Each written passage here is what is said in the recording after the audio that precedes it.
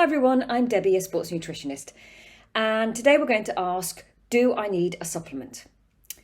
So, well, it matters because we're made up of between 60 and 70% water.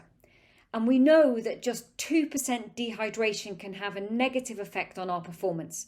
That's our mental performance, our decision making, how well we concentrate, how well we do at college, but also our physical performance. So if we're training, we might tire more quickly and we might not get the most out of our sessions.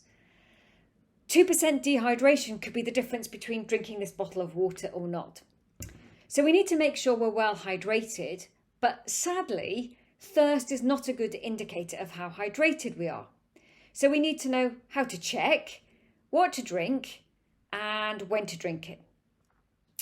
Well, how much we need depends on a number of different things. It depends on how big we are, so our body size.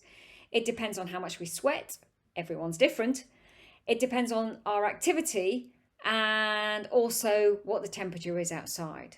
So let's imagine it's the middle of winter and you're at home all day. You will need to drink, but you won't need to drink as much as, let's say it's the middle of summer. It's very hot outside and you're doing 2 hours of activity every day. So we all need different amounts, and how much we each need will change day on day and through the year. How to tell if we're hydrated or not? Well, the best way is to have a quick look at the colour of your urine each morning. On the screen is what we call the P colour chart. Take a quick look first thing in the morning.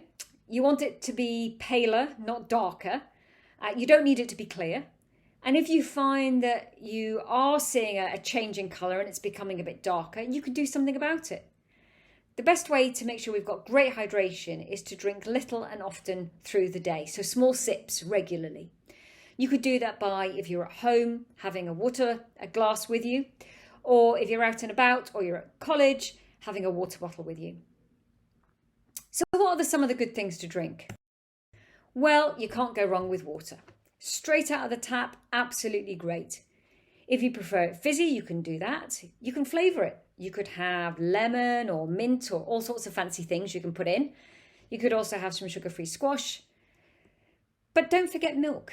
Milk is a great drink. It's particularly good after you finished a training session because not only does it rehydrate you, but it gives you some protein and some carbohydrate as well.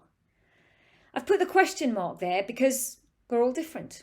So we might prefer to have some tea or some coffee, hot chocolate, something like that. But we might also think about a sports drink. We'll cover sports drinks in another video, but if you're doing a lot of exercise, you might include those as well. But it might be worth thinking of a couple of things to perhaps minimize in terms of what we drink.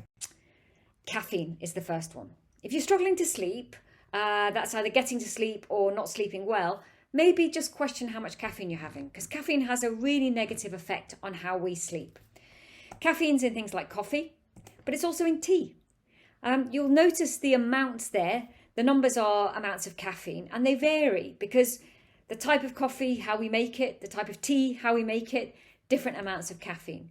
But they all add up if you drink a lot of these over the day. Of course, cola has got caffeine in, so has Red Bull. So just be careful if you, without realising, are drinking a lot of caffeine.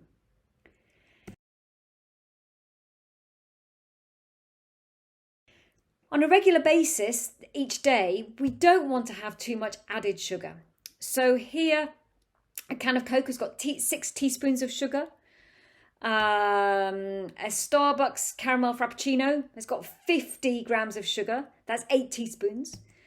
A Red Bull, 4.5 teaspoons of sugar, and even an apple juice or an orange juice that you might have in the morning. That's got quite a lot of sugar too.